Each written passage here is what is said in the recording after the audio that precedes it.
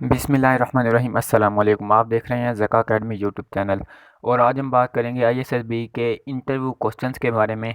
चाहे deputy president का interview हो या साइकोलॉजिकल इंटरव्यू हो या जीटीओ का इंटरव्यू हो, इन तीनों में जो भी पॉसिबल क्वेश्चंस आ चुके हैं या आ सकते हैं, उन सब को आज हम इस वीडियो के अंदर डिस्कस करेंगे।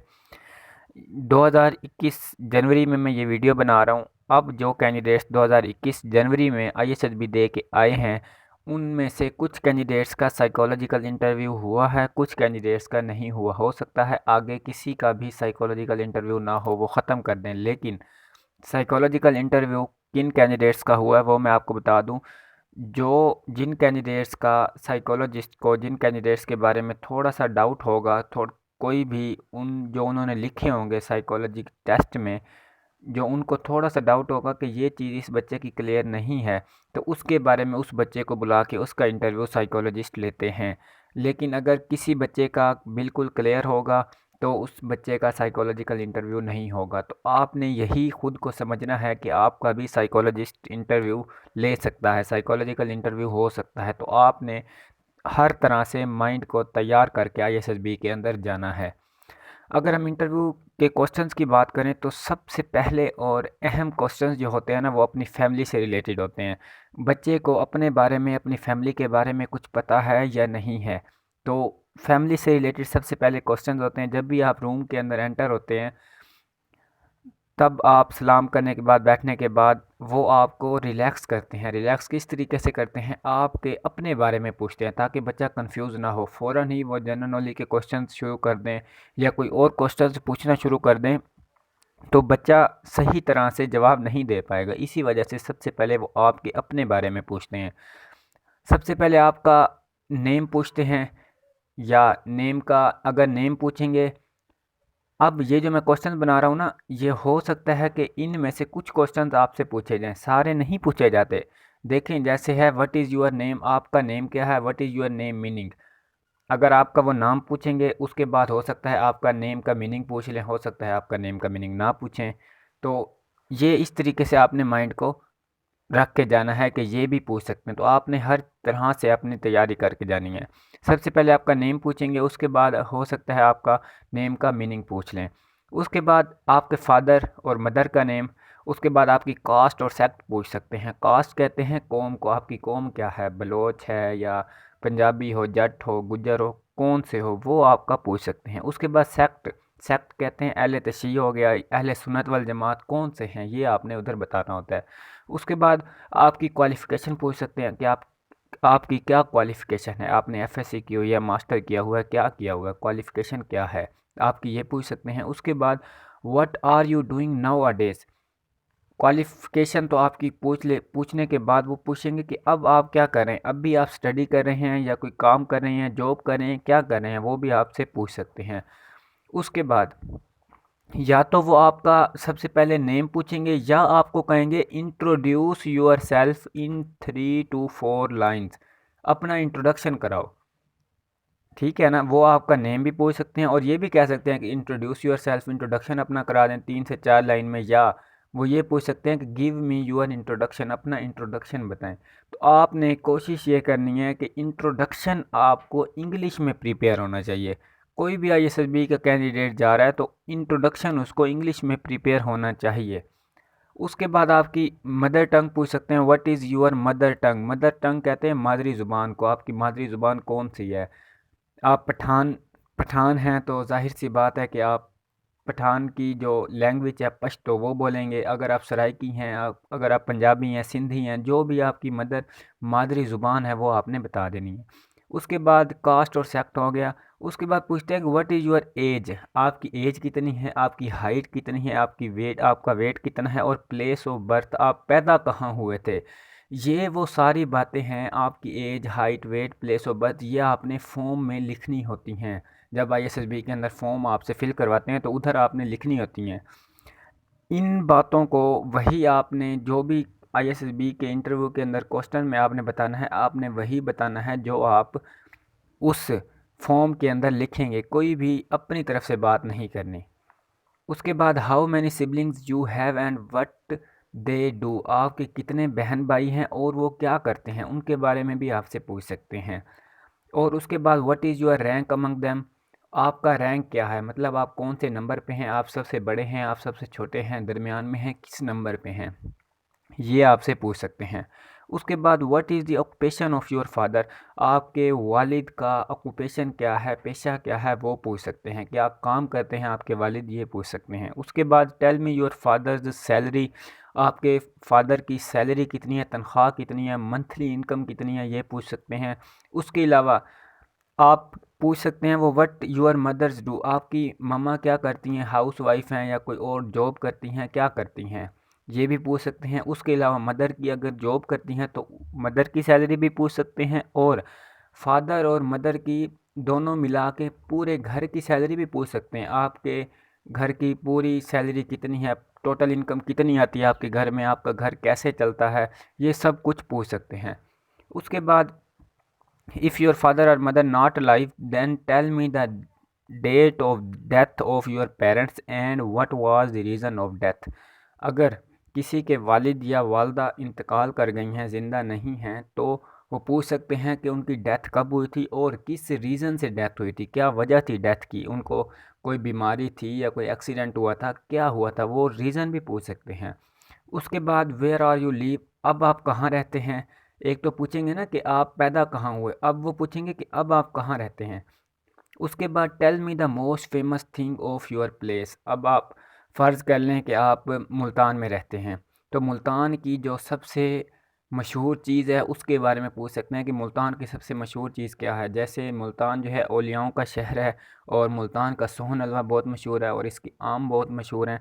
तो ये सब कुछ आपकी अपनी जगह के बारे में भी क्वेश्चन पूछ सकते हैं कि उस जगह के बारे में मशहूर चीज़ क्या है।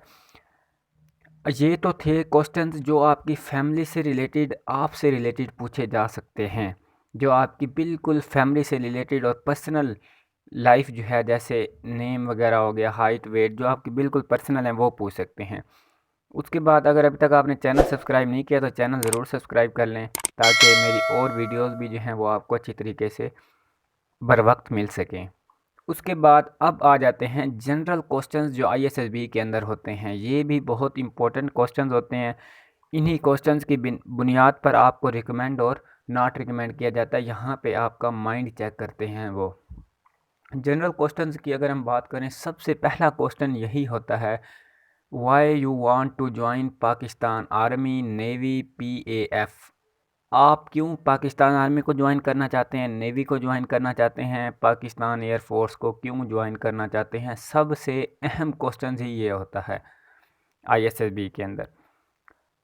अब क्यों ज्वाइन करना चाहते हैं, मुख्तलिफ रीज़न्स हो सकती हैं, इसका मैं आपको आज परफेक्ट जवाब बता रहा हूँ। हो सकता है आपका जवाब कोई और हो। एक चीज़ मैं आपको बता दूं, किसी का जवाब आपने कॉपी नहीं करना। अगर आपको अच्छा लग रहा है, आपके माइंड में भी वही जवाब है, तो आपने जवाब दे देना है, वरना किसी का जवाब अगर आप कॉपी करेंगे तो आप फंस जाएंगे बाद में। तो आप क्यों ज्वाइन करना चाहते हैं, इसकी काफ़ी सारी रीज़न्स हो सकती हैं। आप बचपन ही से आर्मी में जाने का आपको शौक़ है, नेवी में जाने का या पीएएफ में जाने का, या आपका फैमिली बैकग्राउंड ऐसा है कि वालिद नेवी में हैं, आर्मी में हैं, पीएएफ में हैं, या मदर हैं या कोई मामू हैं, ठीक है। और उसके अलावा आपको इनकी यूनिफॉर्म पसंद है, कुछ भी आप बता सकते हैं। आप इनसे प्यार करते हैं, इसी वजह से आप जाना चाहते हैं, या आप ये कह सकते हैं कि ये हमारा दिफा कर रहे हैं, मुल्क के सरहदों पे खड़े हुए हैं, ठीक है, जिसकी वजह से मुझे ये बहुत ही शौक़ है कि मैं भी मुल्क की हिफाजत करूं। कुछ भी आप बता सकते हैं, आपका ये अपना आंसर होगा, किसी का आंसर आपने कॉपी नहीं करना। काफ़ी सारे आंसर्स होते हैं। अब यहाँ पे मैं एक आपको बात बता दूं, कोई भी आंसर गलत नहीं होता, ये आपके गलत या सही वाले जवाब नहीं होते। इसमें आपको चेक करते हैं कि ये आना किस वजह से चाह रहा है। गलत सही ये आपका यहाँ पे मैटर नहीं करेगा, जो भी जवाब होगा आपका करेक्ट ही होगा। अब आप देखें, आपको शौक़ है, ये भी सही जवाब है। अब आप आर्मी से प्यार करते हैं, नेवी से, ये भी सही जवाब है, आप जाना चाहते हैं। आपको इनकी यूनिफॉर्म पसंद है, ये भी सही जवाब है, सब सही जवाब होते हैं। उसके बाद what are your hobbies, song etcetera, ये आपकी हॉबीज़ क्या हैं। अक्सर बच्चों को खुद के बारे में पता ही नहीं होता कि मेरी हॉबी क्या है।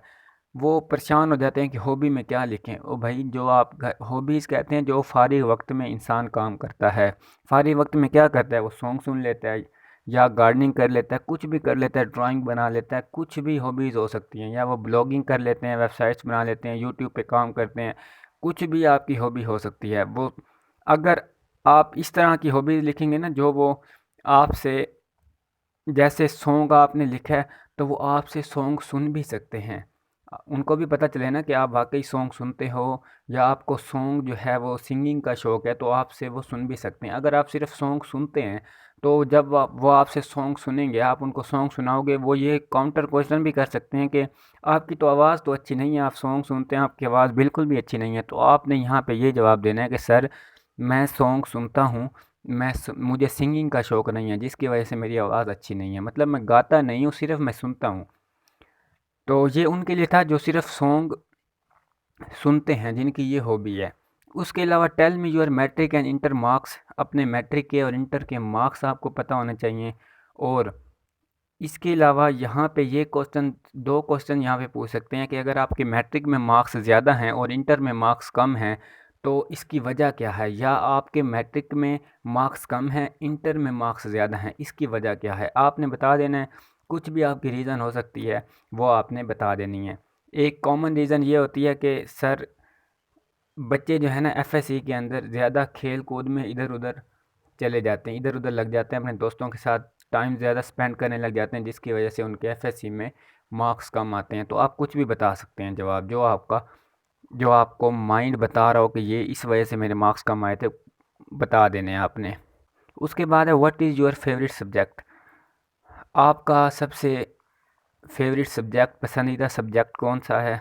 और अब ये होता है कि एफएससी के बाद लोग जो हैं, बच्चे जो हैं, इंजीनियरिंग करते हैं, डॉक्टर की तरफ जाते हैं, या BS physics, chemistry, math, BS IT कर लेते हैं। तो वो आपसे पूछ सकते हैं कि आपने एफएससी के बाद इंजीनियरिंग क्यों चूज़ की, BS physics, BS chemistry, BS IT क्यों चूज़ की, इसकी वजह बताएं, इसकी वजह क्या थी। तो आपने वजह भी बता देनी है। आपको शौक़ था पहले से, आपने इस वजह से चूज़ की, या कोई भी और वजह हो सकती है, आपने ये बता देनी है। इससे परेशान नहीं होना। आप ये भी कह सकते हैं कि सर, मेरा किसी और जगह एडमिशन नहीं हुआ, मेरा इस जगह एडमिशन हो गया, इसी वजह से मैंने ये चूज़ कर लिया। कुछ भी नहीं होता। उसके बाद what is your favourite personality and why, आपकी फेवरेट पर्सनैलिटी कौन सी है और क्यों है। ये आपने फॉर्म में भी लिखनी होती है। जब साइकोलॉजिस्ट आपसे फॉर्म फिल करवाते हैं, तो आपने उधर बता देनी है। आप अपने पेरेंट्स का भी बता सकते हैं, फादर का बता सकते हैं, भाई वो आपको सपोर्ट करते हैं हर काम में, वो आपकी मदद करते हैं, उन्होंने आपको इतना पढ़ाया है, इस वजह से वो आपकी फेवरेट पर्सनैलिटी हैं। कुछ भी बता सकते हैं। उसके बाद वो पूछ सकते हैं कि what is your best friend, who is your best friend, आपका बेस्ट फ्रेंड कौन सा है, आपने उसका नाम बता देना है। और उसके बाद वो पूछ सकते हैं कि अपने बेस्ट फ्रेंड्स के 2 मेरिट्स बताओ और 2 डीमेरिट्स बताओ। तो ये भी आपको पता होने चाहिए। अपने जो आपका सबसे बेस्ट फ्रेंड होगा, उसकी 2 खूबियाँ बताओ, उसकी 2 ख़ामियाँ बताओ। खूबियाँ आप क्या बता सकते हैं? खूबियाँ आप बता सकते हैं कि सर, वो मेरे साथ सिंसियर है, मैं भी उसके साथ सिंसियर हूँ। एक तो ये फ्रेंड में सबसे बात होती है कि सिंसियर होना एक दूसरे के साथ, एक दूसरे की चुगली ना लगाना, एक दूसरे के साथ बिल्कुल सिंसियर होना। डीमेरिट्स बता दें, सर वो बातें ज़्यादा करता है, या कुछ इस तरह से, ये डीमेरिट्स होती हैं। कुछ भी आपने दोस्त की बता देनी है। और अपनी भी आपने डीमेरिट्स याद रखनी है, मेरिट्स याद रखने हैं, जो आप आईएसएसबी के फॉर्म के अंदर लिखेंगे, वो आपसे पूछ सकते हैं लाजमी। उसके बाद what is your favourite game, आपकी फेवरेट गेम कौन सी है, why you like this game. आजकल बच्चे क्रिकेट बहुत खेलते हैं या पबजी गेम बहुत खेलते हैं, तो आपने बता देनी है कि ये मेरी फेवरेट गेम है और इस वजह से फेवरेट है, बस। उसके बाद स्मोकिंग करते हो, ये आपने बता देना। अगर करते हैं तो बता देना, नहीं करते तो नहीं करता सर, बस। उसके बाद कंप्यूटर यूज़ करना आता है, ये फॉर्म के अंदर होता है, तो आप कह दें आता है या नहीं आता। इससे कोई आपकी सिलेक्शन पे फ़र्क नहीं पड़ता। उसके बाद स्विमिंग आती है, जी सर आती है। अगर स्विमिंग नहीं आती, नो सर नहीं आती। आप ये डीमेरिट्स में भी लिख सकते हैं कि सर, मुझे स्विमिंग नहीं आती, अगर नहीं आती तो। उसके बाद आपने लिख, मैंने तो सुना है आप बहुत अच्छी स्विमिंग करते हो। हाँ, ये क्वेश्चन वो आपसे पूछ सकते हैं। अगर आपने डीमेरिट्स में लिखा होगा ना कि सर, मुझे स्विमिंग नहीं आती, वो जानबूझ के आपसे ये क्वेश्चन करेंगे कि मैंने तो सुना है आपको बहुत अच्छी स्विमिंग आती है, आप बहुत अच्छी स्विमिंग कर सकते हो। जानबूझ के आपसे यस, हाँ हाँ में जवाब लेने के लिए वो ऐसा करते हैं। लेकिन ऐसा आपने बताना बिल्कुल भी नहीं है। जो आपने एक मरतबा फॉर्म के अंदर एक मरतबा बात कर दी, उस पर डटे रहना है। उसके बाद if you did not select then what will you do, ये बहुत ही अहम क्वेश्चन है जो हर आईएसएसबी के कैंडिडेट से पूछा जाता है तकरीबन, कि अगर आप सिलेक्ट ना हुए तो आप क्या करेंगे। आपने बता देना कि सर इंशाल्लाह मैं सिलेक्ट हो जाऊंगा। अगर वो दूसरी मरतबा आपसे पूछता है ना, अगर आप सिलेक्ट ना हुए फिर आप क्या करोगे, तो आपने बता देना आपके जो भी इसके बाद ख्वाब होंगे ना। अगर आप कुछ कर रहे हैं पहले से, मतलब बीएस कर रहे हैं, इंजीनियरिंग कर रहे हैं, तो सर आप कह दें कि सर मैं इंजीनियरिंग कंटिन्यू करूंगा और जब नेक्स्ट इसकी जॉब्स आएंगी तब उसके लिए मैं अप्लाई कर दूंगा। जो भी आपने करना हो ना, जो आप करने वाले हों, खुदा ना खास्ता अगर आप सिलेक्ट नहीं होते तो आपने वो बता देना कि सर मैं ये करूँगा बस। इसमें आपने घबराना नहीं है। उसके बाद ये क्वेश्चन अक्सर पूछा जाता है कैंडिडेट से कि गुस्सा करते हो। देखें यहाँ पे आपने यस में जवाब देना है। गुस्सा हर इंसान को आता है। ये ऐसा इंसान कोई भी नहीं है जिसको गुस्सा ना आता हो। जी सर कभी कभी कर लेता हूँ। अब गुस्सा कब करते हो? गुस्सा आखिर इंसान को किसी न किसी वजह पे ही आता है ना, तो वो आपने वजह बता देनी है कि गुस्सा आप कब करते हैं। जैसे कुछ दोस्त क्रिकेट खेलते हैं, अगर दोस्त टाइम पे ना आए तो गुस्सा आ जाता है, सर मैं टीम का कैप्टन हूँ और जब जब दोस्त टाइम पे नहीं आते तो मुझे गुस्सा आता है उन पे, उनको मैं कहता हूँ टाइम पे आया करो। तो इस तरह से जो भी गुस्सा की वजह हो ना वो आपने बता देनी है। उसके बाद है कि अगर आपको 50 लाख दे दूँ तो आप क्या करोगे। 50 लाख बहुत बड़ी अमाउंट होती है। और इसके बाद आपने इसका ये नहीं कहना कि सर मैं गरीबों में तकसीम कर दूंगा, सर मैं ये कर दूंगा, सर मैं वो कर दूंगा। आईएसएसबी वाले आपसे चाहते हैं कि आप नेचुरल रहें। नेचुरल बंदा ऐसा कभी भी नहीं करता कि सर मैं गरीबों को 50 लाख दे दूंगा, सर मैं ये कर दूंगा। नहीं, बच्चे अक्सर ये जवाब देते हैं कि सर मैं उम्रा करा दूंगा। माँ बाप को उम्रा तो 1 लाख में हो जाएगा, बाकी क्या करोगे। आपने ये जवाब देना है कि सर अगर आपका छोटा सा घर है या अपना घर किराए पे नहीं, किराए पे है और अपना घर ख़रीदना चाहते हैं, सर मैं एक छोटा सा घर ख़रीद लूँगा और घर में कुछ सामान वगैरह की किल्लत है वो ख़रीद लूँगा, ठीक है। ये आपने बता देना। अगर आपका घर भी माशाल्लाह से अच्छा है तो आपने क्या करना है, सर मुझे इस चीज़ का शौक़ है। जैसे आपको छोटी एक गाड़ी का शौक़ होता है, सर आप कह दें कि सर मैं छोटी गाड़ी ख़रीद लूँगा, सर मैं मोबाइल फ़ोन ख़रीद लूँगा और सर इसके साथ साथ मैं अपने माँ बाप को हज उम्रा भी करा दूंगा और जो बाकी पैसे बचेंगे उसको मैं फ्यूचर के लिए सेव कर लूँगा। बस हर कोई ऐसा करता है। ये कोई नहीं करता कि सर मैं गरीबों में दे दूंगा, सर मैं वो कर दूंगा। बिल्कुल गलत आंसर है ये। नेचुरल रहना है। उधर नेचुरल जो चीज़ है ना, आपको अगर आपको असल लाइफ में 50 लाख मिल जाए तो आप क्या करोगे, यही करोगे ना, जो आपकी ज़रूरत की चीज़ें हैं वो आप ख़रीद लोगे, बाकी फ्यूचर के लिए सेव कर लोगे, हज उम्रा भी करा दोगे घर वालों को। तो ये आपने इस तरह से जवाब देना है। उसके बाद लाइफ में कोई पछतावा है, ये आपने इसका जवाब नो में देना है। पछतावा कहते हैं काश, यहाँ पे लफ्ज़ लग जाए ना, काश मैं ऐसा कर लेता। ऐसा बिल्कुल भी आपने नहीं कहना। नहीं सर कोई पछतावा नहीं है। लाइफ में कोई दुख है, जी सर आपने कह देना दुख हर इंसान को होता है। देखें किसी के रिश्तेदार की डेथ हो गई है, अगर उसको दुख होता है कि काश वो ना उसकी डेथ होती, या कोई उसके फ़र्ज़ कर लें कि आपके एफएससी में नंबर कम आ गए हैं तो आपको दुख है कि काश मेरे एफएससी में नंबर ज़्यादा आ जाते। दुख है ना, दुख है ना आपको। उसके बाद वो आपसे पूछेगा कि दुख और पछतावे में फ़र्क क्या है। अब यहाँ पे आपने जवाब देना है कि जैसे फ़र्ज़ कर लो आपके एफएससी में या मैट्रिक में मार्क्स कम आ गए हैं, तो आपने क्या कहना है कि सर मैंने मेहनत तो की थी लेकिन मेरे एफएससी में मार्क्स कम आए हैं जिसकी वजह से मुझे इसका दुख है। और पछतावा होता है कि अगर आपने मेहनत भी ना की होती और आपके नंबर भी कम आते तो आप कहते कि काश सर मेरे एफएससी के अंदर नंबर ज़्यादा आ जाते, काश मैं मेहनत कर लेता। तो ये काश वाला जो है ना, ये पछतावा होता है। लेकिन जो अगर आपने मेहनत भी की है तब भी नंबर कम आए तब आपको दुख होगा कि मेरे नंबर कम आए हैं। तो इस तरह से आपने इसका जवाब दे देना है। उसके बाद झूठ बोलते हो, ये बहुत ही अहम क्वेश्चन है और इसका जवाब मैं आपको परफेक्ट जवाब बताऊं। आपने कहना है सर कोशिश करता हूं मैं ना बोलूं, कोशिश करता हूं मैं झूठ ना बोलूं। अगला आपसे क्वेश्चन ही नहीं करेगा कि कब झूठ बोलते हो। अगर आप ये जवाब दे देंगे ना कि कोशिश करता हूँ सर मैं झूठ ना बोलूँ, तो अगला आपसे ये भी क्वेश्चन नहीं करेगा कि कब बोलते हो झूठ। अगर आप कहेंगे ना जी सर बोलता हूँ, तो फिर आपसे वो क्वेश्चन करेगा कि कब बोलते हो झूठ। आपने यही क्वेश्चन का आंसर देना है, कोशिश करता हूँ सर मैं ना बोलूँ। बोलता हर इंसान है झूठ, लेकिन कोशिश इंसान यही करता है कि ना बोले बस। उसके बाद if you are selected for PMA and we send you to PN will you go. अगर वो कहता है कि आपको पीएमए के लिए, पाकिस्तान मिलिट्री एकेडमी के लिए सिलेक्ट कर लिया जाए, क्या आप पाकिस्तान नेवी एकेडमी जो है, पाकिस्तान नेवल एकेडमी, उधर आप जाएंगे। तो आपने इसका जवाब, अक्सर कैंडिडेट्स कहते हैं कि यस हम चले जाएंगे। नहीं भाई, आपने नहीं जाना। एक बात मेरी आप यहाँ पे सुन लें कि आप पीएमए के लिए अप्लाई कर रहे हैं ना, तो अगर आपने पाकिस्तान नेवी जाना होता तो आप पाकिस्तान नेवी के लिए अप्लाई करते, पीएमए के लिए क्यों अप्लाई करते? तो इसी तरीके से आपने कहना नो सर मैं पीएमए जाऊंगा, मैं पाकिस्तान नेवी नहीं जाऊंगा। बेशक सर वो भी पाकिस्तान का एक इदारा है, लेकिन मुझे पीएमए जाने का शौक़ है, मुझे आर्मी में जाने का शौक़ है।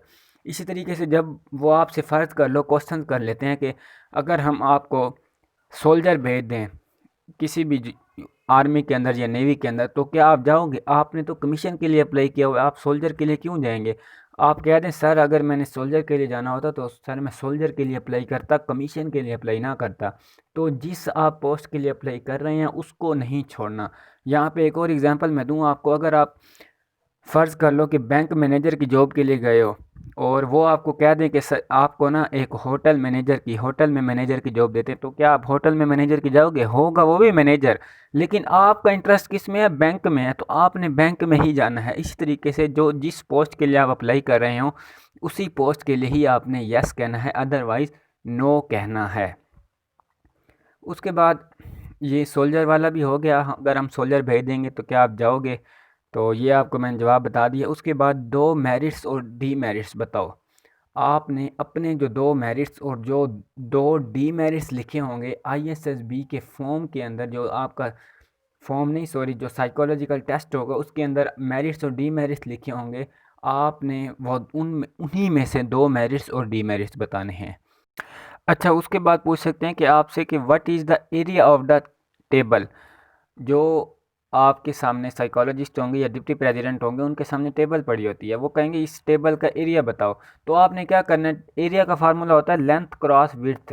तो आपने एक अंदाज़ा कर लेना है कि इसकी 2 फीट लेंथ होगी या 3 फीट होगी और इसकी विड्थ जो है वो 2 होगी या 3 होगी, तो उसको आपने 2 को 2 से मल्टीप्लाई करके 4 फीट का स्क्वायर आपने कह देना कि सर इसका एरिया है।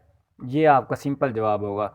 और उसके बाद इस तरह भी होता है कि सामने दीवार पर कोई एक पिक्चर खड़ी होती है, पिक्चर लटकी होती है और उसको कहते हैं आपको एरिया बताओ, तो उसका भी आपने इसी तरीके से एरिया बता देना होता है length cross width. 2 cross 2 sir 4 feet का स्क्वायर इसका एरिया है। इसी तरीके से कुछ भी आपसे वो पूछें तो ये फार्मूला लगा के आपने बता देना है। उसके बाद वो कहते हैं कि मुझे लगता है कि तुम पढ़ाई से दूर भाग जाने के लिए नेवी ज्वाइन करना चाहते हो, आर्मी या पीएएफ ज्वाइन करना चाहते हो, तो आपने कहना है सर ऐसी बात बिल्कुल भी नहीं है। ये एक खुद आर्मी नेवी या एयरफोर्स जो भी है ना, वो सर आगे खुद तालीम जो है स्टडी कंटिन्यू कराती हैं। अगर मैंने स्टडी से दूर ही भागना होता तो सर मैं यहाँ ना आता, मैं किसी और जगह जाता, यहाँ पे तो स्टडी होती है। तो आपने ये जवाब दे देना है। उसके बाद आईएसएसबी क्या करने आए हो।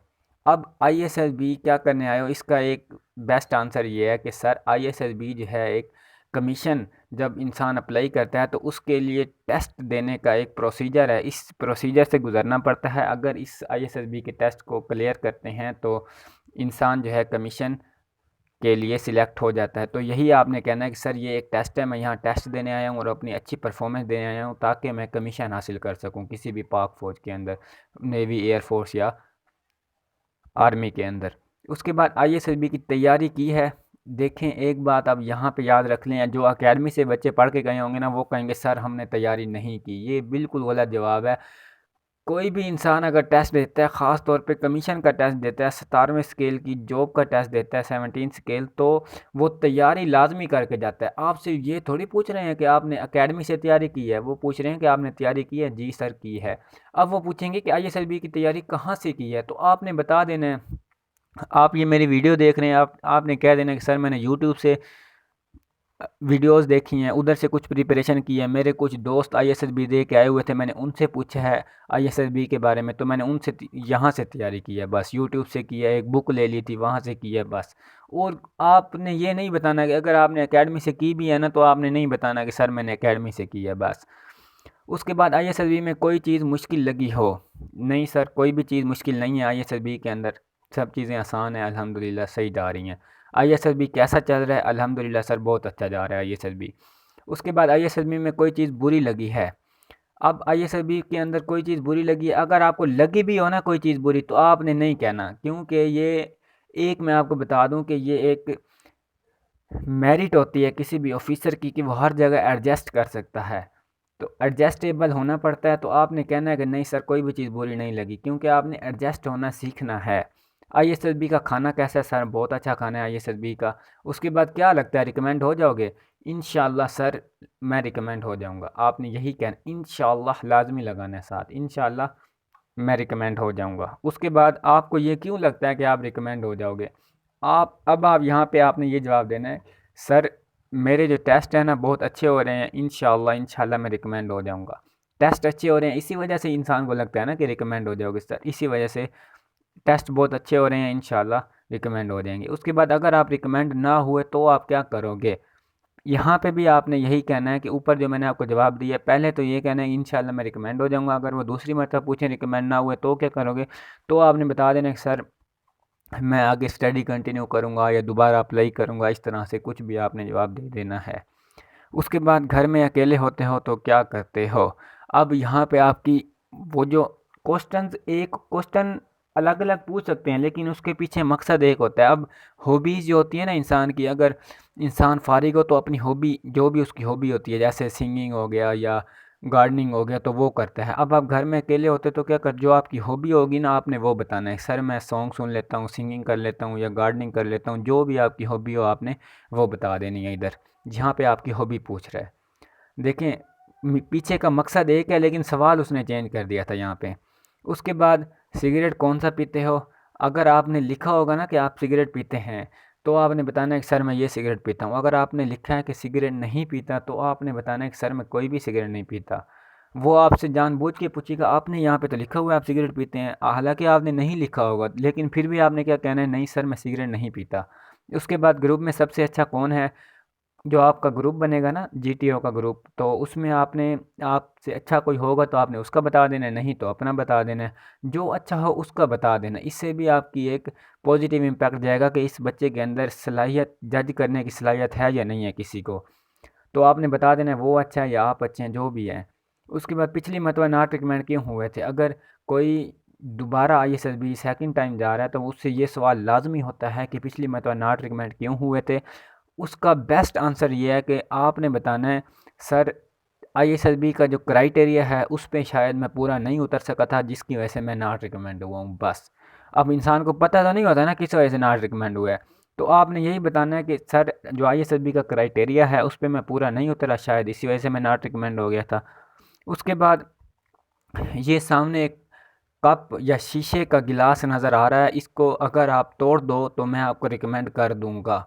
सामने किसी भी शीशे का गिलास पड़ा होगा या कप पड़ा होगा, वो कहता है कि इसको अगर आप तोड़ दो तो मैं आपको नॉट रिकमेंड, आपको रिकमेंड कर दूंगा। तो ऐसा आपने बिल्कुल भी नहीं करना। यहाँ पे वो ये देख रहे हैं कि अपने आप को फ़ायदा पहुँचाने के लिए किसी दूसरी चीज़ का नुकसान कर रहा है ये, इस तरह से आपने बिल्कुल भी नहीं करना। जंग में भी हो सकता है कि आप अपने आप को फ़ायदा पहुँचाने के लिए किसी दूसरे सिपाहियों को या अफसर को नुकसान पहुंचा दें, ऐसा आपने बिल्कुल भी नहीं करना। आपने कहना नहीं सर इस कप को या शीशे के गिलास को तोड़ने की मुझे कोई ख़ास रीज़न नहीं नज़र आ रही, कोई ख़ास रीज़न होती जिससे कुछ ना कुछ फ़ायदा होता तब भी मैं इसको तोड़ देता, मैं अपने फ़ायदे के लिए ऐसा बिल्कुल भी नहीं करूँगा। आपने ये जवाब देना है।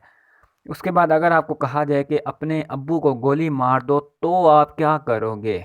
अब यहाँ पे अहम बात आ जाती है। आपने कहना है कि सर, वो यहाँ पे आपको कहेंगे कि अगर आपको आर्मी की तरफ से ऑर्डर मिले कि अपने बाबा को गोली मार दो तो आप क्या करोगे? अब आपने यहाँ पे जवाब देना है कि सर आर्मी ऐसा ऑर्डर जारी ही नहीं कर सकती, आर्मी किसी इनोसेंट को किल करने की इजाज़त नहीं दे सकती। जाहिर सी बात है ना, आपके बाबा तो इनोसेंट हैं, उस उन्होंने कुछ किया तो नहीं है। लेकिन अगर वो यहाँ आपको कहें कि वो अगर मुल्क के लिए ख़तरा है तो आप क्या करोगे? तो आपने कहना है यस सर मैं गोली मार दूंगा, ये आपने कहना है। वो आपको कहेंगे आप पे लख लानत है, लानत है आप पे कि आप अपने बाबा को मार दोगे। आपने यहाँ पे कहना है सर सबसे पहले मेरा मुल्क ज़रूरी है, अगर मेरे मुल्क के लिए कोई भी ख़तरा है तो सर मैं उसको नहीं छोड़ूंगा, चाहे वो मेरे बाबा ही क्यों ना हो। मुझे दुख ज़रूर होगा लेकिन सर मेरे मुल्क के लिए ख़तरा है तो मैं गोली मार दूंगा, ये आपने जवाब देना है उधर। पहले ये कहना है कि सर आर्मी किसी भी इनोसेंट को किल करने की ऑर्डर जारी नहीं कर सकती। उसके बाद मैं आपको क्यों रिकमेंड करूं, बाकियों को क्यों ना करूं, ये एक अहम सवाल है। अब आपको क्यों रिकमेंड करें, वो दूसरों को क्यों ना करें, ये भी तो आप बताएं ना। अब आपने यहाँ पे ये जवाब देना है कि सर जो मेरी मेरिट्स हैं उनके बुनियाद पर मुझे रिकमेंड आप करें। जाहिर सी बात है किसी इंसान के अंदर खूबियाँ होती हैं तो ही उसको काम पे रखा जाता है ना। तो आपने कहना है कि सर जो मेरी मेरिट्स हैं मुझे उनकी बुनियाद पे रिकमेंड करें। आपने मेरिट्स बता देनी है, ये मेरी मेरिट्स हैं, आप मुझे इनकी बुनियाद पर रिकमेंड करें। उसके बाद रिकमेंड हो गए तो सबसे पहले किसको कॉल करोगे, अब्बू को या अम्मी को। अब यहाँ पे आपका एक क्वेश्चन, अगर आपके पास अम्मी के पास मोबाइल है भी सही ना, तो आपने कहना है कि सर मेरी अम्मी के पास मोबाइल नहीं है, इसी वजह से मैं अपने अब्बू को कॉल करूँगा। बस आगे से उसका जवाब ही ख़त्म हो जाएगा, सवाल ही ख़त्म हो जाएगा कि अम्मी को करोगे या अब्बू को करोगे। बस अम्मी के पास मोबाइल नहीं है सर, अब्बू को कॉल कर दूँगा बस। उसके बाद रिकमेंड हो गए तो दोस्तों को क्या खिलाओगे। आपने कह देना कि सर जितने भी मेरे पास पैसे हुए ना और जो दोस्त फरमाइश करेंगे उसी हिसाब से मैं उनको जो भी वो कहेंगे खिला दूंगा। उसके बाद दो मेरिट्स और डीमेरिट्स बताओ मेरी। अब यहाँ पे ये एक अहम क्वेश्चन है कि ऑफिसर जो आपसे इंटरव्यू कर रहा है वो कहता है कि मेरी दो मेरिट्स और डीमेरिट्स बताओ। अब आपको उसकी दो मेरिट्स और डीमेरिट्स का कैसे पता होगा। मेरिट्स तो आप बता सकते हो, आप कह दो कि सर आपने ड्रेस अच्छा पहना हुआ है, आप एक ऑफिसर हैं, आपका बात करने का स्टाइल अच्छा है, ये मेरिट्स होती हैं। तो आप बता दें कि सर आपका बात करने का स्टाइल अच्छा है, आपने ड्रेसिंग अच्छी की हुई है और आप ऑफिसर भी हैं, ये आपकी मेरिट है। ज़ाहिर सी बात है ऑफिसर ही आपका इंटरव्यू ले रहा होता है ना। और डीमेरिट्स की जब बात आती है तो आपने कहना है कि सर डीमेरिट्स इंसान तब बता सकता है, खामियां उसकी तब बता सकता है अगर किसी इंसान के साथ कोई टाइम स्पेंड करे। मुझे आपके पास आए हुए अभी 10-15 मिनट, इतना ही टाइम हुआ होता है ना जब एक इंसान इंटरव्यू दे रहा होता है 10-15 मिनट के लिए। तो अब मेरा आपके साथ सिर्फ 10-15 मिनट का टाइम गुजरा तो मैं आपकी डीमेरिट्स तो नहीं बता सकता, मेरिट्स मैंने आपको बता दी हैं बस। डीमेरिट्स इंसान तब बता सकता है जब किसी के साथ वक्त स्पेंड करे, टाइम स्पेंड करे उसके साथ। उसके बाद मुझसे शादी करोगे, अगर एक साइकोलॉजिस्ट फीमेल बैठी होती हैं वो ये क्वेश्चंस कर लेती हैं, उसके बाद आपने कहना है नहीं सर, नहीं मैम, मैं आपसे शादी नहीं करूँगा। क्यों? क्योंकि अक्सर ना वो आपसे एज में बड़ी होती हैं। तो आपने कहना है कि एज में आप मुझसे बड़ी हैं इसी वजह से मैं आपसे शादी नहीं करूँगा बस। उसके बाद मेरी चेस्ट के बारे में आपका क्या ख़्याल है।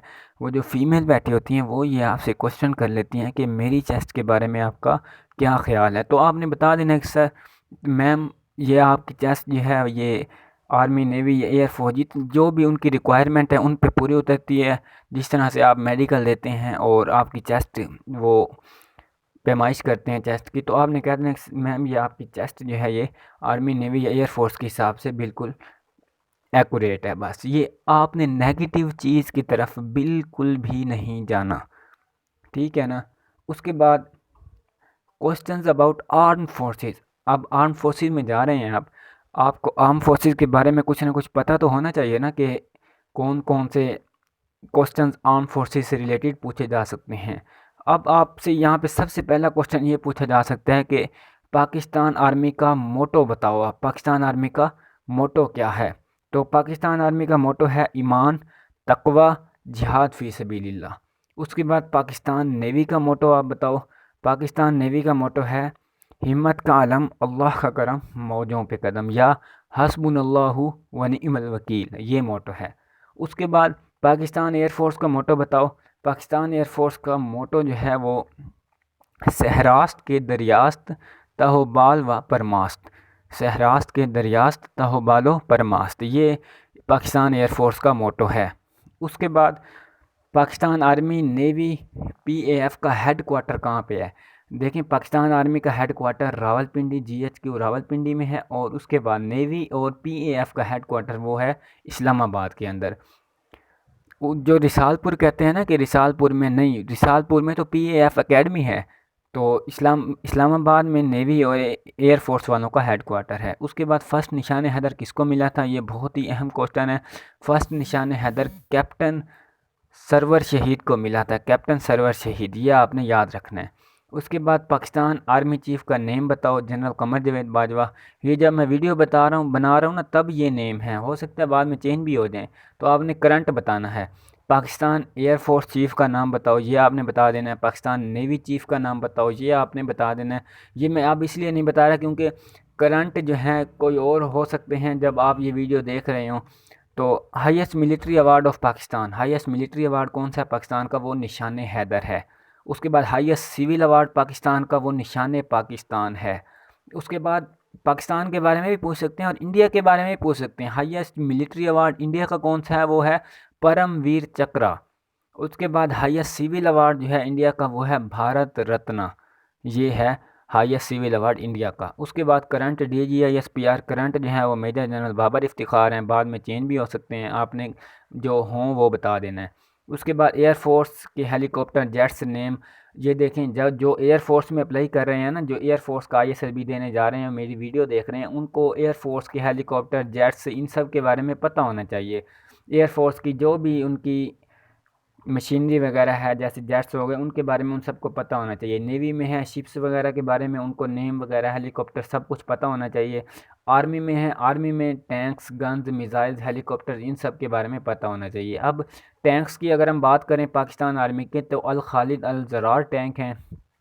उसके बाद गन्स की बात करें तो LMG, SMG, AK-47 light machine gun, सब मशीन गन, और उसके बाद AK-47 ये गन्स हैं पाकिस्तान आर्मी की। उसके बाद हेलीकॉप्टर जो हैं पाकिस्तान आर्मी के पूमा, लीमा, कोबरा, गनशिप, ये हेलीकॉप्टर्स हैं। उसके बाद मिसाइल जो हैं पाकिस्तान आर्मी के बाबर, नसर, गौरी, शाहीन, हतफ़, ये पाकिस्तान आर्मी के मिसाइल्स हैं। तो ज़का अकेडमी चैनल को अगर अभी तक आपने सब्सक्राइब नहीं किया तो सब्सक्राइब ज़रूर कर लें, ताकि मेरी जो नेक्स्ट वीडियोस होंगी वो भी आपको मिल सकें, बर वक्त मिल सकें, और अच्छी अच्छी वीडियो इंशाल्लाह आपके लिए बनाऊंगा। उसके बाद अब ये एक और क्वेश्चन भी आता है, ranks of arm forces. Arm forces के आपने रैंक्स याद करने हैं। अब आपसे ये नहीं पूछेगा कि आर्मी के रैंक्स बताना शुरू कर दो, नेवी के रैंक्स बताना शुरू कर दो, एयरफोर्स के रैंक्स बताना शुरू कर दो। नहीं, बिल्कुल नहीं, ऐसा नहीं पूछेंगे आपसे। वो कहेंगे कि आर्मी का जो सेकंड लेफ्टिनेंट होता है वो एयरफोर्स के किस ओहदे के बराबर होता है। तो ये देखें, आपने इस तरह से याद करने हैं, सेकंड लेफ्टिनेंट, मिडशिपमैन और पायलट ऑफिसर। अब आर्मी का सेकंड लेफ्टिनेंट एयरफोर्स के पायलट ऑफिसर के बराबर होता है। इसी तरीके से आर्मी का लेफ्टिनेंट नेवी के किस ओहदे के बराबर होता है, तो वो सब लेफ्टिनेंट के बराबर होता है। इस तरीके से आपने याद कर लेने हैं। अब यहाँ पे देखें, आर्मी का कर्नल वो आपसे पूछता है कि एयरफोर्स के किस ओहदे के बराबर होता है, तो आपने बताना है ग्रुप कैप्टन के बराबर होता है। तो इस अंदाज में आपने याद करने हैं कि second lieutenant, midshipman, pilot officer, lieutenant, sub lieutenant, flying officer, इस अंदाज में आपने याद कर लेने हैं ये। अच्छा, कुछ ISSB के अंदर गुस्सा दिलाने वाले क्वेश्चंस भी पूछे जाते हैं। इन क्वेश्चंस को शुरू करने से पहले मैं आपसे गुजारिश करूंगा कि अगर आपने हैंड फ्री नहीं लगाई हुई तो हैंड फ्री लगा लीजिए। अगर आप बच्चों के साथ बैठ के देख रहे हैं तो बच्चों के साथ ये वीडियो अब से देखना बंद कर दीजिए, क्योंकि अब ऐसे क्वेश्चन आने वाले हैं, सेक्स रिलेटेड क्वेश्चन, जो आप बच्चों के साथ बैठ के नहीं देख सकते। सेक्स रिलेटेड क्वेश्चन भी ISSB में पूछे जाते हैं और ये लाजमी पूछे जाते हैं। गुस्सा दिलाने वाले क्वेश्चन की अगर हम बात करें तो इसमें पहला क्वेश्चन है, अगर आप मार्केट में अपनी सिस्टर के साथ जा रहे हैं और आपकी सिस्टर को कोई छेड़े तो आप क्या करोगे? देखें, नेचुरल रहना होता है ना ISSB के अंदर। नेचुरल बात यही है कि अगर आप मार्केट के अंदर जा रहे हैं, अगर आपकी कोई सिस्टर को छेड़ेगा, फ़र्ज़ कर लो उसका हाथ उसका आपकी सिस्टर को गलती से टच कर गया या कुछ कर गया, तो आपने उसको गुस्से से कहना है कि उसको आप कहेंगे कि सर मैं उसको एक मर्तबा गुस्से से मना कर दूंगा कि अब आपने ये काम नहीं करना, लेकिन अगर वो दूसरी मर्तबा मेरी बहन को छेड़ेगा तो सर मेरे अंदर जितनी ताकत होगी मैं उसको रोकूंगा। क्योंकि अगर आप ऐसा नहीं करेंगे, आप कहेंगे कि सर मैं उसको कहूँगा कि प्लीज़ आप ना छेड़ो, ये ना करो, वो ना करो, तो ये एक किस्म का बेगैरत इंसान शो होता है। अगर आपकी कोई सिस्टर को छोड़ रहा है और आप छेड़ रहे हैं और आप उसको कुछ कर नहीं रहे उसके साथ, तो ये बेगैरतपन में आ जाता है। अब ये क्वेश्चन क्यों पूछा जाता है, अब आप सुने। अगर आपके के साथ, आपके मुल्क के साथ कोई कुछ करता है, मुल्क में कोई चीज़ मतलब अमन ख़राब करने की कोशिश करता है, तो उसको क्या कहेंगे आप? प्लीज़ अमन ख़राब ना करो, उसके साथ आप लड़ेंगे। यही बात आपने इधर भी करनी है। ये इसलिए ये क्वेश्चंस पूछे जाते हैं। अब आपने ये माइंड में रखना है, वीडियो स्किप नहीं करनी, माइंड में रखनी है ये बात जो मैं आपको बता रहा हूँ। उसके बाद अगर आपकी सिस्टर के साथ कोई लड़का सोया हुआ है तो आप क्या करोगे? अब यहाँ फ़ौरन आपका माइंड नेगेटिव की तरफ जाएगा। लेकिन आप कह सकते हैं कि सर मेरा छोटा भाई हो सकता है, छोटा भाई सोया हो सकता है, छोटी सिस्टर है तो उसके साथ बड़ा भाई सोया हो सकता है, कुछ भी इस तरह से कहना है। आपने ये नहीं कहना कि सर मैं उस लड़के को ये करूँगा और वो करूँगा, वो आपका भाई भी तो हो सकता है। ये पॉजिटिव रहना है आपने। उसके बाद अगर आपकी सिस्टर बगैर कपड़ों की सोई हुई है किसी के साथ, तो आप क्या करोगे? आपकी छोटी सिस्टर हो सकती है, 1 माह की, 2 माह की, वो अपनी माँ के साथ सोई हो सकती है। इसका ये भी तो जवाब बन सकता है ना, ज़रूरी है कि नेगेटिव की तरफ जाना है तो आप ये जवाब भी दे सकते हैं। उसके बाद है अगर आपकी सिस्टर किसी से प्यार करती है और शादी करना चाहती है तो आप क्या करोगे? तो आपने ये कहना है कि सर अगर वो मेरी सिस्टर किसी से प्यार करती है और शादी करना चाहती है तो सर वो अपने माँ बाप से हम मशवरा करेंगे, उस लड़के को देखेंगे कि वो लड़का जो है क्या है, सही है या गलत है, और फिर हम डिसाइड करेंगे कि उसकी शादी करनी है या नहीं करनी। प्यार करना उसका हक़ है। इस्लाम भी यही कहता है कि लड़की की मर्ज़ी के मुताबिक उसकी शादी की जाए, मतलब उससे पूछा जाए कि वाकई तुम इस शादी से खुश हो या नहीं हो, ज़बरदस्ती ना की जाए। अब मुझे लगता है आपको बात समझ आ गई होगी। उसके बाद अगर आपकी सिस्टर किसी के साथ भागकर शादी कर लेती है तो आप क्या करोगे? अब यहाँ पे एक क्वेश्चन आ जाता है बहुत ही कॉम्प्लिकेटेड कि भाग के किसी के साथ शादी कर ली है, अब आप क्या करोगे? अब आपने ये करना है कि सर इसके अलावा तो अब कुछ हो तो नहीं सकता ना। पठान भाई, ये मेरी वीडियो जो है ना, पठान भाई अगर देख रहे हैं तो उन्होंने गुस्सा इतना नहीं करना, प्लीज़ रिलैक्स रहना है उन्होंने। अब आप कुछ कर तो नहीं सकते, अब आपने अपनी इज़्ज़त बचानी है तो आप ये कहेंगे सर उसने अगर शादी कर लिया तो हम उसको कबूल कर लेंगे। अब इसके अलावा और कोई ऑप्शन तो है नहीं ना। ये नहीं है कि हम उस लड़की को भी मार देंगे और लड़के को भी मार देंगे, ये आप कानून हाथ में ले रहे हैं। इस तरह बिल्कुल भी नहीं करना आपने। आपने ये कहना है कि सर इसके अलावा हमारे पास कोई और ऑप्शन नहीं होगा तो हम उसकी शादी को मान लेंगे, बस उनकी शादी, वो खुश रहें, हमारी सिस्टर खुश रहें, इसके अलावा हमें और क्या चाहिए। और पहली बात आपने ये करनी है कि हमारी सिस्टर ऐसा नहीं करेगी, किसी के साथ भागकर शादी नहीं करेगी, क्योंकि हमारे माँ बाप ने उनको ऐसी तरबियत नहीं दी हुई। ये आपने बात करनी है। उसके बाद अगर आप मार्केट में हैं और कोई आपको थप्पड़ मार दे तो आप क्या करोगे? अब आपकी बात हो रही है। आप मार्केट में जा रहे हैं, कोई आपको थप्पड़ मार देता है फ़िज़ूल में। अब आप कहेंगे सर हो सकता है कोई पागल शख्स हो, मतलब माइंड से थोड़ा उसका माइंड ना काम करता हो, तो उसकी तो खैर है, चलो उसने थप्पड़ मार दिया। लेकिन अगर कोई अक्लमंद शख्स ऐसा करेगा तो उसको मैं रोकूंगा, उसको मैं कहूँगा अब तूने थप्पड़ नहीं मारना। लेकिन अगर वो दोबारा थप्पड़ मार दे, वो आपको कहे, क्वेश्चन करे कि दोबारा थप्पड़ मारे, तो आप क्या करोगे? अगर आप कहे वो दोबारा आपको थप्पड़ मारे और वो सही शख्स हो और बग़ैर वजह के आपको थप्पड़ मारा हो, तो आप क्या करेंगे? आप कहेंगे मैं सर उसको दोबारा थप्पड़ मारूंगा, क्यों मुझे थप्पड़ मार रहा है फ़िज़ूल में। इस तरीके से आपने जवाब देना। उसके बाद अगर वो पठान है तो आप क्या करोगे? वो थप्पड़ मारने वाला पठान है तो आप क्या करोगे? आपने कहना है सर जो मर्ज़ी है, पठान है या कोई मर्ज़ी है, मैं उसके साथ लड़ूंगा अगर वो फ़िज़ूल में थप्पड़ मार रहा हुआ मुझे। उसके बाद अगर वो 10 पठान है तो आप क्या करोगे? आपने कहना है सर चाहे वो 10 हों चाहे 20 हों, मैं उनके साथ लड़ूंगा। जितने मेरे अंदर ज़ोर है, जितनी मेरी बाजुओं के अंदर ताकत है, मैं उस उनके साथ लड़ूंगा। अब ये क्वेश्चन क्यों पूछे जा रहे हैं? हो सकता है कल को कोई दुश्मन आपके मुल्क पे अटैक करता है और आप अकेले हों, वो 10 आदमी हों आपके दुश्मन जो हैं, तो आप क्या करोगे? उनसे लड़ना बंद कर दोगे? नहीं, बिल्कुल नहीं, उनसे लड़ोगे। अपना जितना आपके अंदर ज़ोर होगा उतने ज़ोर से आप उनके साथ लड़ोगे। ठीक है? उसके बाद अगर आपकी सिस्टर आपके सामने बगैर कपड़ों के आ जाए तो आप क्या करोगे? आपने यही जवाब दोबारा देना है कि सर हो सकता है वो 1 साल की हो, 2 साल की सिस्टर हो, उसको कपड़े पहना दूँगा बस। यही जवाब, पॉजिटिव जवाब दे देना बस। अगर तुम लाइन में खड़े हो और पीछे से पठान आ जाए तो क्या करोगे? अब आप लाइन में खड़े हैं, कोई भी चीज़ ले रहे हैं, फ़र्ज़ कर लें किसी शॉप पे खड़े हैं, कोई पठान आ जाता है पीछे से, तो आप क्या करोगे? सर आ जाए क्या हो गया, उसने अपना काम करना है, मैंने अपना काम करना है बस। ये थोड़ी अब आपको पठान आके मारना शुरू कर देता है, नहीं। आ जाए तो सर ठीक है, आ जाए, उसने अपना काम करना होगा, मैं अपनी चीज़ जो भी खड़ा हूँगा लेके चला जाऊँगा बस। इस तरह से आपने पॉजिटिव जवाब उधर देने हैं। उसके अलावा अब अगर आपने अभी तक ज़का अकेडमी चैनल को सब्सक्राइब नहीं किया तो प्लीज़ सब्सक्राइब चैनल को कर लें, क्योंकि मैंने ये वीडियो आपके लिए बनाई है। आपको भी इससे फ़ायदा होगा और इंशाल्लाह मुझे भी। उसके बाद आ जाते हैं सेक्स रिलेटेड क्वेश्चंस। इन क्वेश्चंस का आपने इन क्वेश्चंस के अंदर कुछ झूठ बोलना है और कुछ सच बोलना है। अब झूठ कहाँ पे बोलना है, सच कहाँ पे बोलना है, ये मैं आपको बताऊँगा। अगर आप इन वीडियोज़ मेरी इस वीडियो पे अमल करेंगे इंशाल्लाह ISSB के इंटरव्यू के अंदर आप कभी भी परेशान नहीं होंगे। अब वो आपसे पूछता है कि कौन सी एक्ट्रेस पसंद है। अब सेक्स रिलेटेड क्वेश्चंस करता है ना वो पहले, तो सबसे पहले आपको उस तरफ ले के जाता है। ये नहीं है कि डायरेक्ट पूछना शुरू कर देता है, नहीं, उस तरफ ले के जाता है। कौन सी एक्ट्रेस पसंद है, आपने किसी भी एक्ट्रेस का नाम बता देना है। ड्रामे तो देखते होंगे ना, ड्रामे फिल्में देखते होंगे, आपने कोई एक्ट्रेस का नाम बता देना है। उसके बाद क्यों पसंद है उसकी वजह भी बता देनी। एक्ट्रेस क्यों पसंद होती है बंदे को, एक पहली बात तो ये खूबसूरत होती है, ठीक है ना। दूसरी बात यह है कि सर उसकी एक्टिंग पसंद होती है हमें। पहली बात खूबसूरत है, दूसरी बात है उसकी एक्टिंग पसंद है, इसी वजह से तो हमें वो एक्ट्रेस पसंद है ना। उसके बाद अगर वो आपके सामने बगैर कपड़ों के आ जाए, आप रूम में अकेले हों, तो आप क्या करोगे। अब ये देखें, ये आपको उस तरफ ले के जा रहा है, बगैर कपड़ों के आ जाए तो आप क्या करोगे। सर अगर मैं रूम में हूँ, वो मेरे रूम में बगैर कपड़ों के आ जाती है, सर मैं उसे अपने रूम से बाहर निकालने की कोशिश करूँगा, ये आपने जवाब देना है। अगर वो नहीं जाएगी तो सर मैं ख़ुद कमरे से बाहर चला जाऊँगा।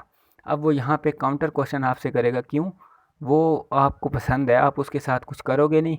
सर आपने कहना है कि सर उसकी मुझे एक्टिंग पसंद है, बेशक वो खूबसूरत है, मुझे उसकी एक्टिंग पसंद है, मुझे वो इस फॉर्म के अंदर, इस शक्ल के अंदर वो पसंद नहीं है।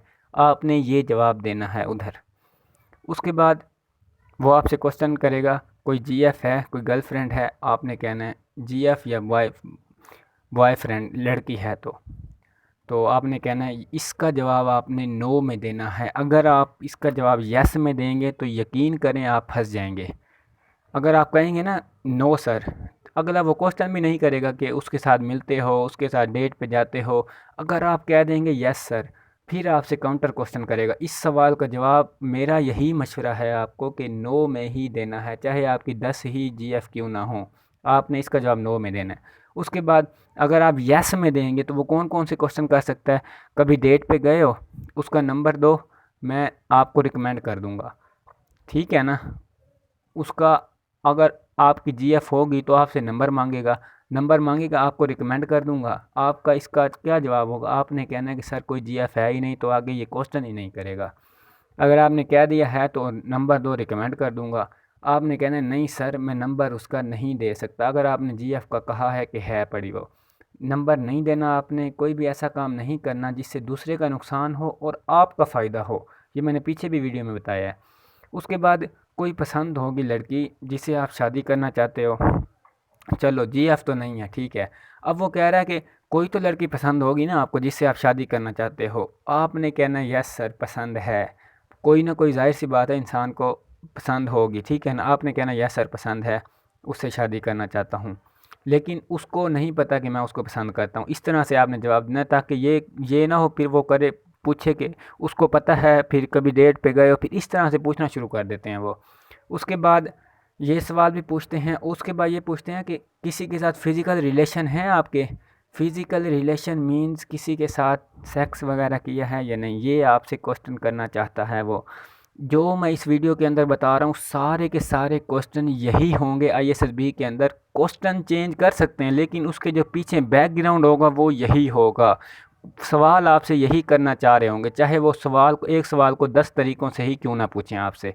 आपने कहना नो सर किसी के साथ फ़िज़िकल रिलेशन नहीं है। उसके बाद वो पूछेंगे यार आप तो जवान हो, किसी के साथ तो होंगे फ़िज़िकल रिलेशन, आपने कहना है नहीं सर नहीं है, बस ख़त्म बात। कभी किसी लड़की से सेक्स किया, आपने कहना है नो सर। कभी किसी लड़के से सेक्स किया, आपने कहना है नो सर, नो सर ही कहना है। सवाल गौर से सुनना है, उसके बाद नो सर कह देना बस। उसके बाद किसी से प्यार करते हो, वही शादी वाली बात आ गई, जी सर प्यार करता हूँ, अगर करते हो तो, नहीं करते तो नो सर नहीं करता बस। किसी से प्यार करता हूँ, यहाँ आप क्या कह सकते हैं, माँ बाप से भी करता हूँ, लेकिन वो ये कंडीशन लगा देते हैं कि माँ बाप बहन भाइयों के अलावा बताओ किससे प्यार करते हो, तो आपने बता देना सर मैं किसी से नहीं करता बस। अच्छा, उसके बाद क्वेश्चन करता है कि बीपी क्या है, आपने कह देना है कि बॉइलिंग पॉइंट, ब्लूप्रिंट, कुछ भी कह देना है इसका, ठीक है। उसके बाद वो कहता है कि कभी देखी है। यहाँ पे आपने मेरी बात एक याद रख लें, आपने सच बोलना है। अगर आप झूठ बोलेंगे तो आप नॉट रिकमेंड होंगे। आपने यस में आंसर कर देना है, चाहे आपने कभी देखी है चाहे आपने कभी नहीं देखी, ये मेरी बात याद रख लेनी है। उसके बाद पहली बार कब देखी थी, आपने कह देना है कि सर याद नहीं है पहली बार कब देखी थी। उसके बाद वो पूछता है कि कितनी मरतबा देखी थी, ठीक है। आपने कह देना है कि सर याद नहीं है कितनी मरतबा देखी है। थोड़ी सी ही मरतबा देखी होगी, 5-10 मरतबा, 20 मरतबा, ठीक है ना। लेकिन वो आपको कहेगा कि आपके फेस से लग रहा है 200 से 300 टाइम्स आपने देखी है। आपने कहना नहीं सर ऐसी बात नहीं है, बस यही जवाब आपने देना है। उसके बाद वो पूछता है फिर कि पसंद आई थी या नहीं आई थी। आपने इन सवालों के अगर आप गलत जवाब देंगे, एक मेरी बात याद रख लें, झूठ बोलेंगे वो आपको पकड़ लेगा। झूठ इन सवालों में आपने बिल्कुल भी नहीं बोलना। अगर आप झूठ बोलेंगे वो आपको पकड़ लेगा और उसी वक्त नॉट रिकमेंड कर देगा। आज किसी भी बच्चे से आपने पूछ लेना, उन्होंने उसने ये काम ज़रूर किए होंगे, ये मैं आपको पहले ही बता रहा हूँ, उसने ये काम लाजमी किए होंगे। उसके बाद पसंद आई थी, आपने क्या देना है, पसंद आई होगी तो आपने दूसरी मरतबा देखी होगी ना, तीसरी मरतबा, तो आपने कह देना यस, बस। अब वो पूछते हैं कि इसमें हो क्या रहा था, आपने कह देना है कि सेक्सुअल इंटरकोर्स हो रहा था, बस। इसके अलावा ये कुछ भी नहीं कहना। उसके बाद एचपी करते हो, लास्ट टाइम कब की थी, आपने कह देना है कि एचपी करते हो ना, तो सर कभी कभी करता हूँ। उसके बाद लास्ट टाइम कब की थी, आपने कह देना सर 1 मंथ पहले, 1 महीना पहले। इससे ज़्यादा भी आपने नहीं कहना, इससे कम भी आपने नहीं कहना। और इन सवालों के जो मैं आपको जवाब बता रहा हूँ, अगर आपने ऐसे जवाब ना दिए तो यकीन कर लें आप नॉट रिकमेंड हो जाएंगे। क्योंकि आजकल कोई भी ऐसा बच्चा नहीं है जो जिसने ये काम ना किए हों, ये मैं आपको पहले बता रहा हूँ। उसके बाद लड़की में क्या चीज़ पसंद है और क्यों, लड़की होती है ना एक, उसमें क्या चीज़ पसंद है और क्यों पसंद है। आपने क्या देना है सर, लड़की में सबसे पहले तो उसकी खूबसूरती आ जाती है। उसके बाद नंबर 2 पे सर उनके बोलने का स्टाइल आ जाता है, लड़कियां बहुत अच्छे तरीके से बोलती हैं। ये दो चीज़ें आपने बता देनी है, तीसरी वो आपसे नहीं पूछेगा। उसके बाद अगर मैं आपसे एक रात के लिए आपकी गर्लफ्रेंड मांगूँ तो क्या आप मुझे दोगे। आपने पहले ही कह दिया होगा कि सर गर्लफ्रेंड है ही नहीं, बात ही ख़त्म, ये सवाल ही नहीं करेगा आपसे। उसके बाद कभी दोस्तों के साथ देखी है बीपी, आपने कहना है नो सर नहीं देखी, बस। उसके बाद सेक्स करने का दिल करता है, जी सर करता है, हर इंसान का सेक्स करने का दिल करता है, ठीक है ना, चाहे वो मेल हो चाहे फीमेल हो। तो आपने कह देना यस सर करता है। अगर आप कहेंगे ना नहीं सर नहीं करता, वो कहेंगे जाके अपना इलाज कराओ। यकीन करो यही कह देते हैं, मुंह पे कह देते हैं वो जो डिप्टी प्रेसिडेंट होते हैं। तो ये क्वेश्चन है ना, इन क्वेश्चन का जैसे मैंने आपको जवाब बताया है वैसे ही आपने जवाब देना है, चाहे आप इन क्वेश्चन से एग्री हों चाहे आप डिसएग्री हों मुझसे, लेकिन आपने ऐसे ही जवाब देने हैं। अगर ऐसे नहीं देंगे तो आप नॉट रिकमेंड हो जाएंगे। यहीं से आपकी ऑनेस्ट, वो देखते हैं ना कि बच्चा ऑनेस्ट है या नहीं है, यहीं से वो चेक करते हैं बच्चे को। उसके बाद ये तो क्वेश्चन हो गए सेक्स रिलेटेड। और सब्सक्राइब कर लें मेरे चैनल को अगर अभी तक आपने नहीं किया। इंशाल्लाह नेक्स्ट वीडियोस भी आपको अच्छी अच्छी मिलेंगी। उसके बाद है general knowledge questions. General knowledge के क्वेश्चन में सबसे पहले आपको बताऊं, पाकिस्तान की लोकेशन आ जाती है, नॉर्थ साउथ ईस्ट वेस्ट में क्या चीज़ है। नॉर्थ में जो है चाइना है, साउथ में अरेबियन सी है, ईस्ट में इंडिया है और वेस्ट में ईरान है। और नॉर्थ वेस्ट में अफ़गानिस्तान है। वेस्ट में अफ़गानिस्तान नहीं है, नॉर्थ वेस्ट में, ये बात याद रखनी है, अक्सर बच्चों को नहीं पता होता। उसके बाद आपसे पूछ सकते हैं पंजाब के 3 शहरों के नाम बताओ, बलूचिस्तान के 3 शहरों के नाम बताओ, केपीके के 3 शहरों के नाम बताओ और सिंध के 3 शहरों के नाम। अगर आप पंजाब से हैं तो आपसे पंजाब के अलावा किसी भी सूबे के 3 शहरों के नाम पूछ सकते हैं। तो इस तरह से आपने ये भी याद कर लेने हैं। उसके बाद फिज़िक्स के कुछ क्वेश्चंस आते हैं, कुछ लॉज डेफिनेशंस आती हैं, वो इंशाल्लाह नेक्स्ट वीडियो जो मैं आपको बनाऊंगा उस वीडियो में मैं ये सारे क्वेश्चन डिस्कस करूंगा। मैथ के परसेंटेज हो गई, स्पीड हो गई, इस रिलेटेड क्वेश्चन पूछते हैं, ये भी इंशाल्लाह मैं नेक्स्ट वीडियो के अंदर बनाऊंगा ये सारे क्वेश्चंस की वीडियो, और आपने वो वीडियो लाजमी देखनी है। इस्लामिक क्वेश्चन पूछे जा सकते हैं आपसे। इस्लामिक क्वेश्चन ज़्यादा नहीं होते, 5 से 10 सवाल ऐसे होते हैं जो बार बार रिपीट होते हैं, वो भी मैं इंशाल्लाह नेक्स्ट वीडियो में बनाऊंगा। उसके बाद करंट अफेयर्स के पूछे जा सकते हैं, कैपिटल जो है कंट्रीज़ के उनके पूछे जा सकते हैं। उसके अलावा army related questions which belong to arm forces family, जो बच्चे जिनके माँ बाप बहन भाई आर्म फोर्सेस से हैं उनसे आर्मी, और जो आर्म फोर्सेस से नेवी या एयर फोर्स हैं उनसे रिलेटेड क्वेश्चंस किए जा सकते हैं। जैसे आपके वालिद किसी के हैं तो उनका यूनिट बताओ, रैंक बताओ, ये सब कुछ उनसे बच्चों से पूछे जा सकते हैं, उनको पता होंगे, ये आपको याद करने की ज़रूरत नहीं है।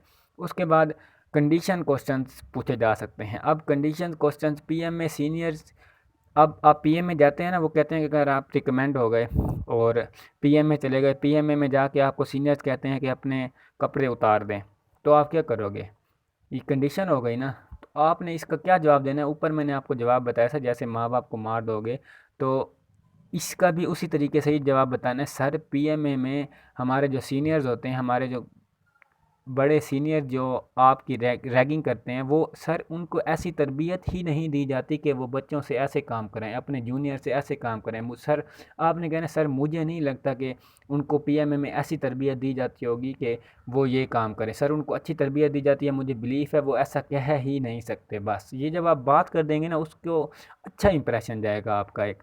उसके बाद एक और कंडीशन का क्वेश्चन, ये क्वेश्चन अक्सर पूछा जा सकता है कि अगर आप सहरा में जा रहे हैं अपनी टीम के साथ और आपको पानी की अशद ज़रूरत है, आपके जो टीम वाले हैं वो मर रहे हैं, और एक झोंपड़ी आपको नज़र आती है, उसमें एक लड़की होती है, उससे आप पानी मांगते हैं, वो कहती है कि अगर आप मुझसे सेक्स करोगे तो मैं पानी दूंगी, अदरवाइज़ पानी नहीं दूंगी। तो आप क्या करोगे, सेक्स करोगे या नहीं करोगे? इधर दो दो किस्म के आप जवाब दे सकते हैं कि आप पहला तो ये कह सकते हैं कि सर मैं उससे सेक्स नहीं करूँगा, उससे 2-3 थप्पड़ लगाऊँगा और उससे पानी छीन लूँगा। एक तो ये जवाब हो गया।